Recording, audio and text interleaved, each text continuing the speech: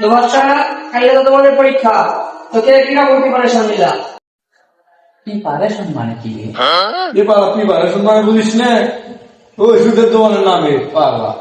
Preparation মানে বুঝি sir, ও ওষুধের দোকান তো আমরা যাইনি, ও তালিম গেছিল, ওই তো নতুন বিয়ে করছে এই জন্য গেছিল।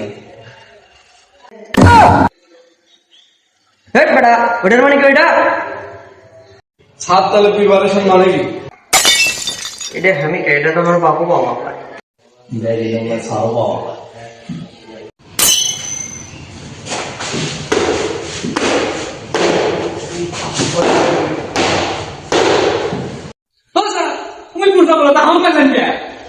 তুই থাকতে ওই কেমনে প্রশ্ন করলো?